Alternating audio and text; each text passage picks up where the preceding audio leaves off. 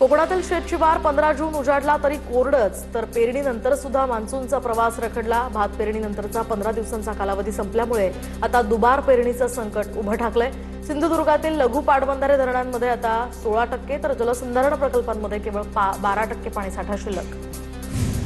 मोसमी पावसाची प्रगती ठप्प। राज्यातील उत्तरेकडील सीमा 4 दिवसांपासून स्थिर। मराठवाडा विदर्भातील काही भागामध्ये उष्णतेच्या लाटेसह आता या ठिकाणी अशी परिस्थिती आहे। बहुतांश भागामध्ये उष्ण दमट असं वातावरण, तर काही ठिकाणी वादळी पावसाचीही शक्यता।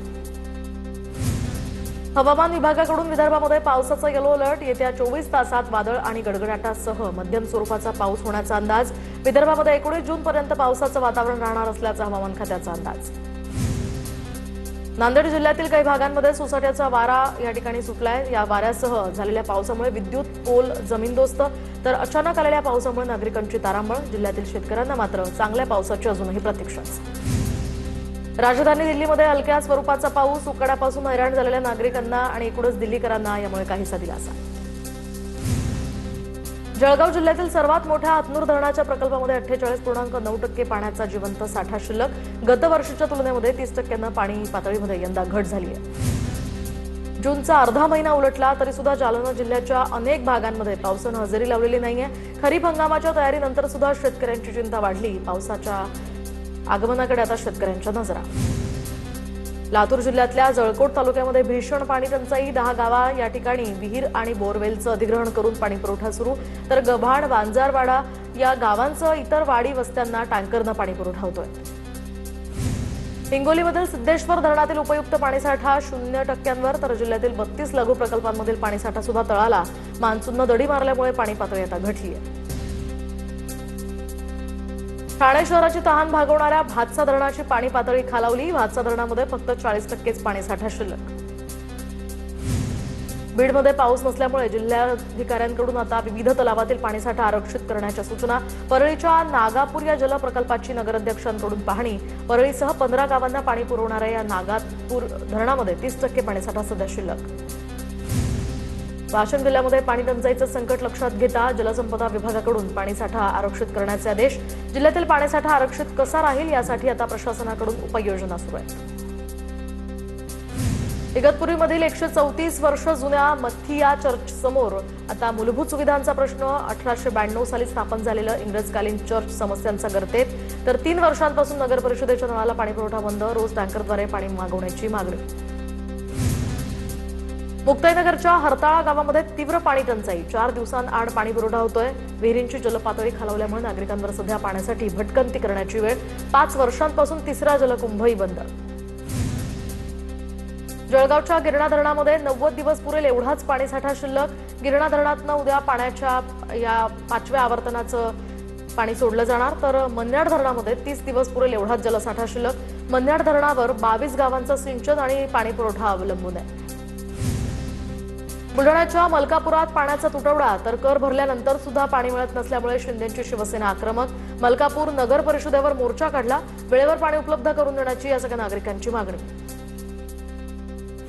चाळीसगाव परिसरामध्ये उन्हाचा तडाखा कायम। उकाड्यानं हैराण झालेल्या नागरिकांना या ठिकाणी तापमानाचा हा पारा 40 अंशांचा सहन करावा लागतोय। दमदार पावसाची सध्या चाळीसगावकरांना प्रतीक्षा। कडक ऊन आणि दमट वातावरणामुळे दुपारी रस्तेही ओस पडलेत। वर्धा जिल्ह्यामध्ये सिंचनाची सुविधा असलेल्या शेतकऱ्यांकडून कापूस तसंच तुरीची लागवड, तर मान्सूनचा आलेला नसताना शेतकऱ्यांकडून बियाणे लागवडीचं हे धाडस केलं जातं। रत्नागिरीच्या मिरजोळे एमआयडीसीमधील कंपन्यांकडून दूषित सांडपाणी वहाळामध्ये सोडत असल्याचा प्रकार। हा प्रकार समोर येताच परिसरातील ग्रामस्थांचा संताप। सांडपाण्यामुळे जांभूळ फाटा ते करंदीकर वाडी या भागातील संपूर्ण परिसरात काळवंडला। नॉट रिचेबल असलेले खासदार भाऊसाहेब वागचौरे मतदारसंघात सक्रिय। गगनगिरी महाराजांच्या सप्ताहस्थळी दिली भेट। ऑपरेशन टायगरमध्ये माझं का नाव येतंय, भाऊसाहेब वागचौरेंचा सवाल। भंडारा गोंदिया विधान परिषद निवडणुकीच्या पार्श्वभूमीवर भाजपनं मतदारांना अज्ञात स्थळी नेलं। मतदारांना मतदानाचं प्रशिक्षण देण्याच्या बहाण्यानं ट्रॅव्हल्समधून त्यांना सुरक्षित स्थळी नेलं। स्मार्ट मीटरच्या सक्तीवरून कल्याण डोंबिवलीमध्ये काँग्रेस आक्रमक। 48 तासात स्मार्ट मीटर बसवण्याची सक्ती थांबवा, अन्यथा बसवलेले मीटर फोडू, काँग्रेसचा इशारा। धाराशिवच्या आष्टा कासार ग्रामसभेमध्ये गोंधळ. 10,54,00,000 रुपयांच्या जलजीवन मिशन कामामध्ये घोटाळा झाल्याचा आरोप, तर ठेकेदार आणि ग्रामसेवकांनी सरपंचांच्या बनावट सह्या केल्याचाही आरोप. जळगावच्या सराफा बाजारामध्ये सोनं चांदीच्या दरात मोठी वाढ. सोन्याच्या दरात तब्बल 3,000 तर चांदीच्या दरात 6,000 रुपयांची वाढ. सोन्याचे दर आता जीएसटीसह 1,55,530 रुपयांवर, तर चांदीचे दर जीएसटीसह 2,61,620 रुपयांवर. अहिल्यानगरच्या मढीमध्ये अधिक मास आणि सोमवती अमावस्येनिमित्त लाखो भाविकांची गर्दी. कानिफनाथ समाधीच्या दर्शनासाठी राज्यभरातून भाविक दाखल. मंदिर समितीकडून भाविकांसाठी विविध सुविधांचीही व्यवस्था. सांगलीच्या डोंगरवाडीमध्ये आमदार केसरी बैलगाडा शर्यतीचा थरार. 200हून अधिक बैलगाडा स्पर्धकांचा या शर्यतीमध्ये सहभाग, तर स्पर्धेला हजारो शर्यत प्रेमींची हजेरी. लातूरच्या निलंग्यामधील पान चिंचोली या ठिकाणी शाळेच्या पहिल्याच दिवशी विद्यार्थ्यांची बैलगाडीतनं मिरवणूक. शिक्षकांकडून मुलांचं उत्साहात स्वागत. नाशिकच्या वाकी बुद्रुक या जिल्हा परिषद शाळेच्या नवीन इमारतीचा प्रश्न ऐरणीवर. शाळेच्या पहिल्याच दिवशी विद्यार्थ्यांच्या स्वागतावर पालकांचा बहिष्कार, तर नवीन वर्गखोल्यांच्या मागणीसाठी पालक आक्रमक. बीडमधील आष्टा हरिनारायण या ठिकाणी गावामध्ये शिक्षकच नसल्यामुळे शाळा पहिल्याच दिवशी उघडली नाहीये, तर शाळेच्या पहिल्याच दिवशी जिल्हा परिषदेच्या शाळेला कुलूप ठोकून आंदोलन. शिक्षकांच्या मागणीसाठी ग्रामस्थांचा एल्गार.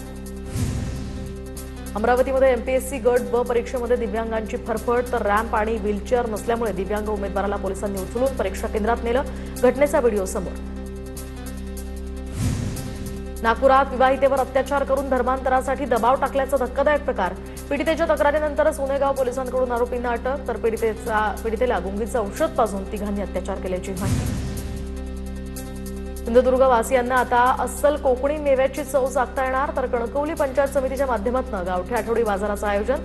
पालकमंत्री नितेश राणेंच्या हस्ते या बाजाराचा शुभारंभ. नांदेडच्या डॉक्टर लेनमधील तोशिनीवाल या मेडिकल्सवर एफडीएची धाड. मुदत संपलेल्या गोळ्यांची विक्री केल्याची तक्रार मिळाल्यानंतर आता एफडीएकडून ही कारवाई. बीडमधील परळी गंगाखेड महामार्ग मृत्यूचा सापळा बनला. रस्त्याच्या एका बाजूला दगडांची खोल खदाण, तर दुसऱ्या बाजूला राखेचे जीवघेणे तळे. प्रशासनानं अद्यापही सुरक्षेचे कठडे किंवा फलक न लावल्यामुळे अपघाताचा मोठा धोका या ठिकाणी निर्माण, तर सुरक्षित कठडे लावण्याची आता मागणी.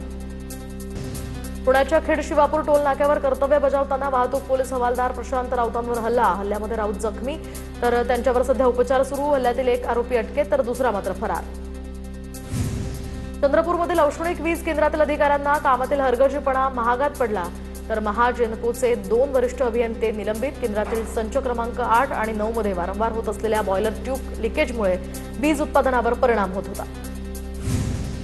बोरिवलीमध्ये पेट्रोल पंपावर कर्मचाऱ्यांची हाणामारी. व्हिडिओ व्हायरल, तर हाणामारी करणाऱ्या दोन्ही कर्मचाऱ्यांना नोकरीवरून काढून टाकलं. क्षुल्लक कारणावरून दोघांमध्ये वाद झाला होता. मारहाणीची ही घटना सीसीटीव्हीमध्ये कैद.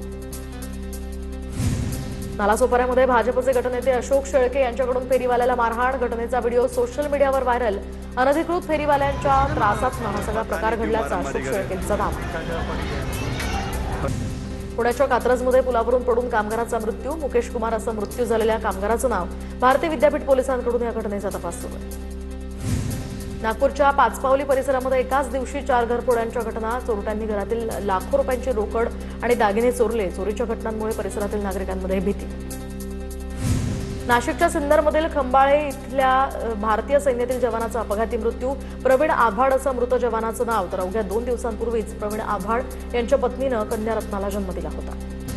पुण्याच्या आळंदी परिसरामध्ये झालेल्या सोनसाखळी चोरीचा पोलिसांकडून काही दिवसात छडा, तर पिंपरी चिंचवड पोलिसांकडून 3 आरोपींना या प्रकरणी अटक. आरोपींकडनं 12,95,000चा मुद्देमालही जप्त.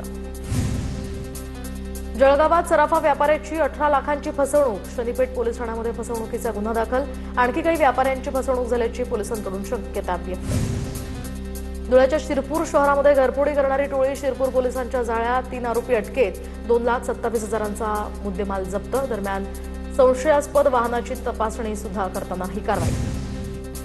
अकोला जिल्ह्यामध्ये झालेल्या 2 हत्यांच्या प्रकरणातील आरोपींना बेड्या. अंकुश नंदगवळी हत्या प्रकरणातील मुख्य आरोपीला बेड्या, तर 12 तासात पोलिसांनी ही कारवाई केली आहे. आरोपी निलेश उर्फ दद्दू बोरकरला अटक.